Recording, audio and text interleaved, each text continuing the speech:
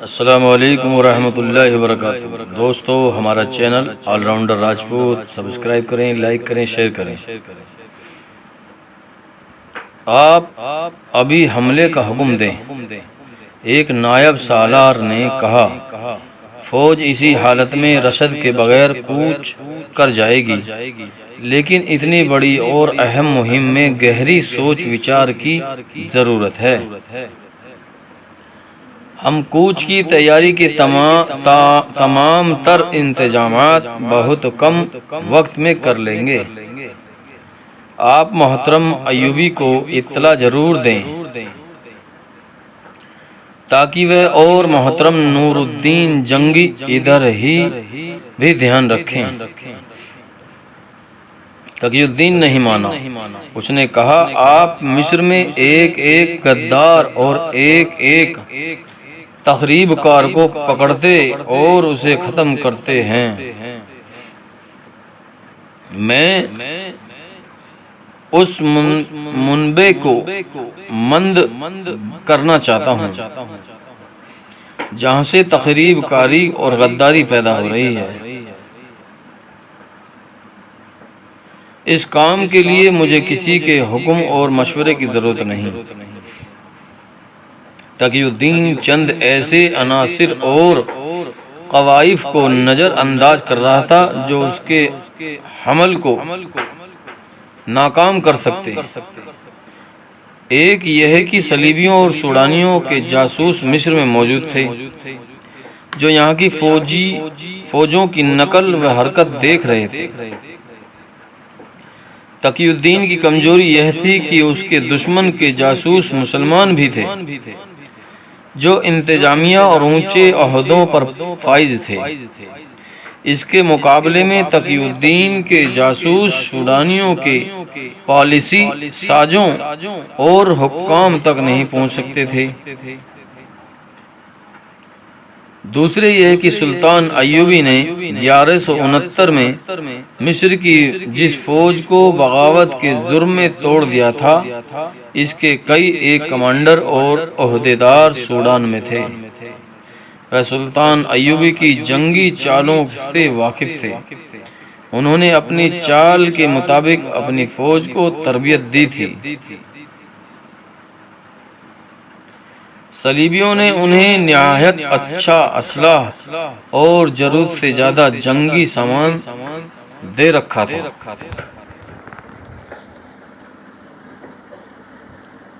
یہ گھر کے بھیدی تھے۔ تقی الدین نے یہ بھی نہ سوچا کہ وہ سوڈان کے جس علاقے میں پیش قدمی کرنے جا رہا ہے وہ ایک وسیع صحرا ہے جہاں پانی خطرناک حد تک کم، اور وہ مقام جہاں حملہ کرنا ہے، جہاں تک رسد کو خطرے میں ڈالے بغیر روانہ رکھنا ممکن نہیں ہوگا۔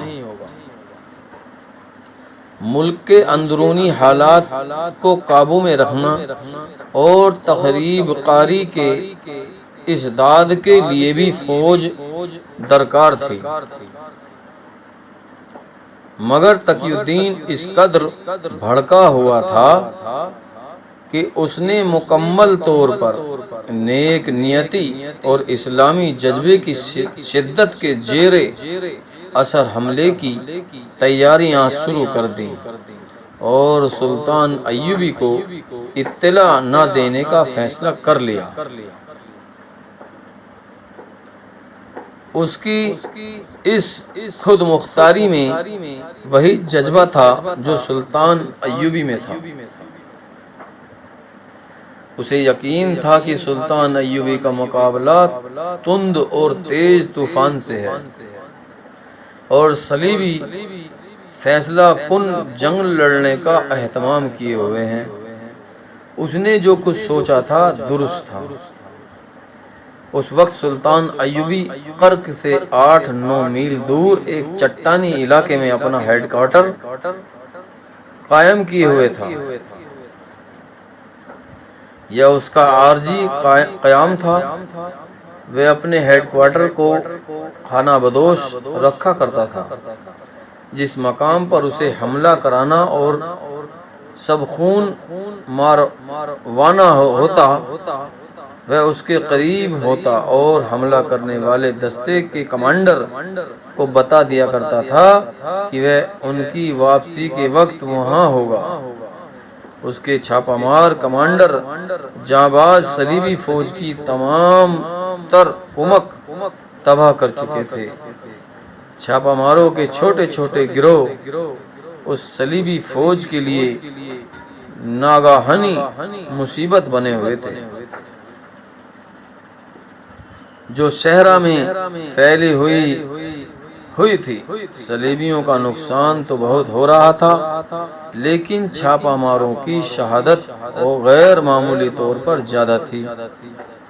10 جانباز جاتے تو 3-4 واپس آتے تھے۔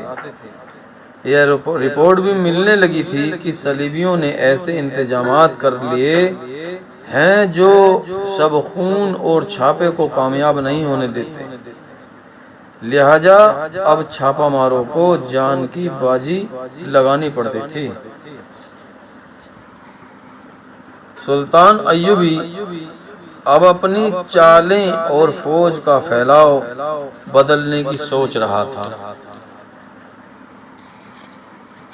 معلوم ہوتا ہے کہ صلیبی مجھے آمنے سامنے آنے پر مجبور کر رہے ہیں۔ سلطان ایوبی نے اپنے فوجی نائبین سے کہا، میں انہیں کامیاب نہیں ہونے دوں گا، اور اب میں اپنے اتنے زیادہ جوان مروانے سے بھی گریز کروں گا۔ میں چھاپہ مار دستوں کی نفری میں اضافہ کرنے کا مشورہ دوں گا، ایک نائب نے کہا، اور میں یہ بھی مشورہ دوں گا کہ ہمیں دشمن کی قوت کو کبھی نظر انداز نہیں کرنا چاہیے کہ ہماری فوج میں جذبہ زیادہ ہے۔ جذبہ سپاہی کو بیجیگری سے لڑا کر مروا سکتا ہے، فتح کا ضامن نہیں ہو سکتا۔ صلیبیوں کے مقابلے میں ہماری نفری بہت کم ہے۔ ہمیں یہ بھی نہیں بھولنا چاہیے کہ صلیبی فوج کا زیادہ تر حصہ جراح پوش ہے۔ سلطان ایوبی مسکرایا اور بولا، لوہا جو انہوں نے پہن رکھا ہے وہ انہیں نہیں ہمیں فائدہ دے گا۔ کیا آپ نے نہیں دیکھا کہ صلیبی کوچ کرتے ہیں تو رات کو کرتے ہیں یا صبح کے وقت؟ اس کی وجہ یہ ہے کہ وہ دھوپ سے بچنے کی کوشش کرتے ہیں۔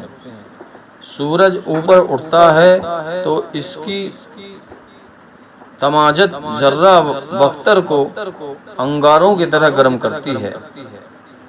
جراح پوش سپاہی اور سوار لوہے کے خود اور آہینی شینہ پوش اتار پھینکنا چاہتے ہیں۔ اس کے علاوہ لوہے کا وزن ان کی حرکت کی تیزی کو ختم کر دیتا ہے۔ میں انہیں دوپہر کے وقت لڑواؤں گا جب ان کے سروں پر رکھا ہوا لوہا ان کا پسینہ نکال کر ان کی آنکھوں میں ڈالے گا اور وہ اندھے ہو جائیں گے۔ آپ نفری کی کمی کو متحرک طریقے جنگ سے اور جذبے سے پورا کریں۔ اتنے میں سلطان صلاح الدین ایوبی کے انٹیلیجنس کے سربراہ علی بن سفیان کا ایک نائب جاہدان آ گیا۔ اس کے ساتھ 2 آدمی تھے۔ سلطان ایوبی کی آنکھیں چمک اٹھیں۔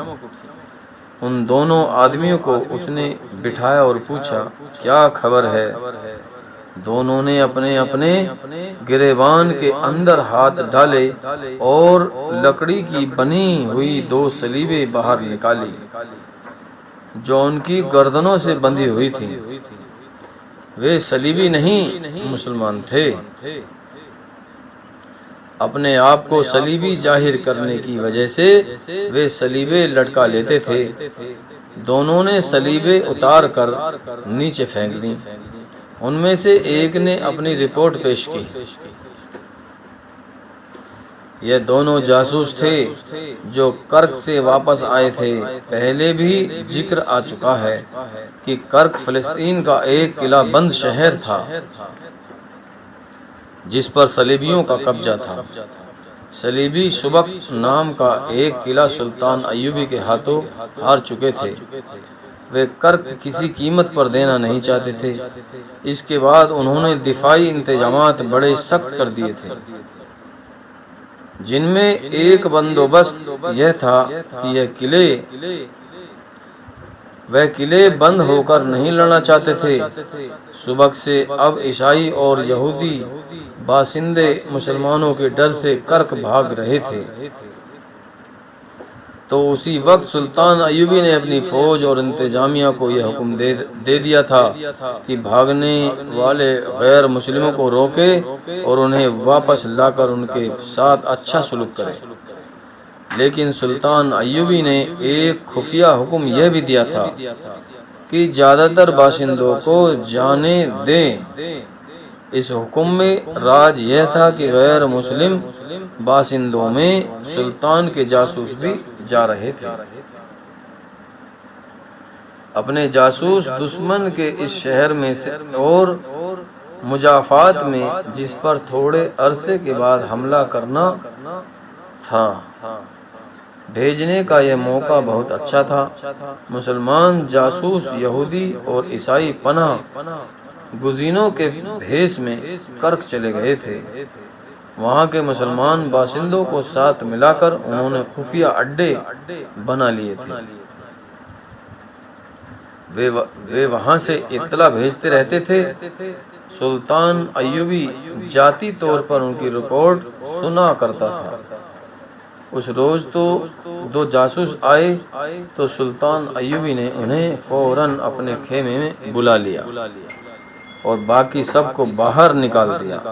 جاسوسوں کی رپورٹ میں صلیبیوں کی فوج کی نقل و حرکت اور تربیت کے متعلق اطلاعیں تھیں۔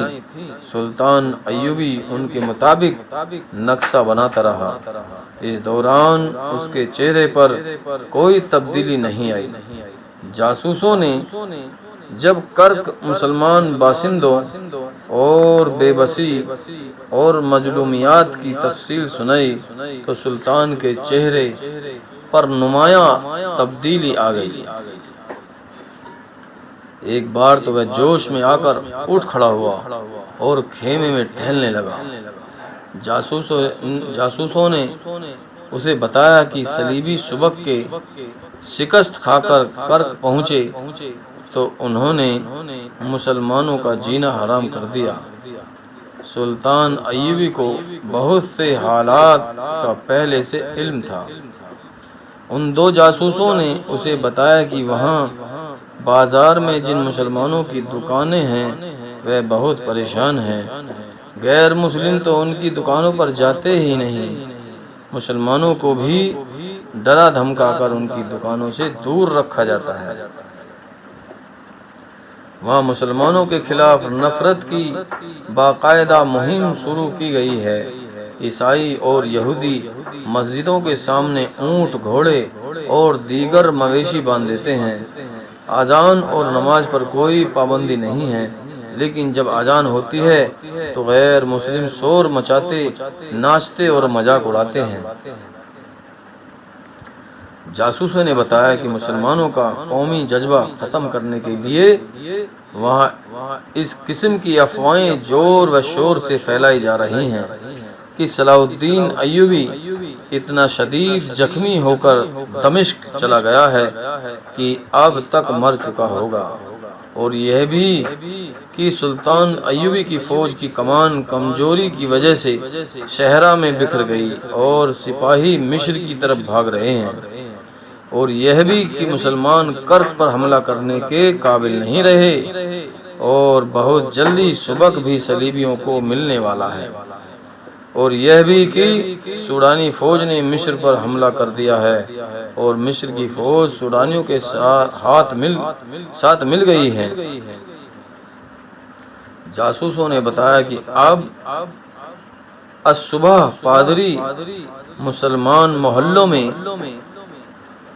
گھومتے پھرتے اور مسلمانوں کے گھر کے دروازوں پر گھنٹیاں بجاتے، اپنے مذہبی گیت گاتے اور مسلمانوں کو دعائیں دیتے ہیں۔ وہ اپنے مذہب کا اور کوئی پرچار نہیں کرتے۔ یہ پرچار وہاں عیسائی اور یہودی لڑکیاں مسلمان لڑکیوں کی سہیلیاں بن کر انہیں اپنی آزادی کی بڑی ہی دلکش تصویر دکھاتی ہیں اور انہیں بتاتی ہیں کہ ہم مسلمان فوج جو علاقہ فتح کر چکی ہیں وہاں مسلمان لڑکیوں کو بھی خطرہ ہے۔ ان رپورٹوں کے سلطان ایوبی کے لیے کوئی بات نہیں تھی۔ ابتدا میں اس کے جاسوس اسے کر کے مسلمانوں کی حالات جار بتا چکے تھے۔ وہاں کے مسلمانوں کا حال تھا کہ وہ سلطان ایوبی اور اس کی فوج کے خلاف کوئی حوصلہ شکن افواہ سننا نہیں چاہتے تھے، لیکن وہاں جو بھی بات ان کے کانوں میں پڑتی تھی حوصلہ شکن ہوتی جاتی تھی۔ وہ ڈرتے بات نہیں کرتے تھے۔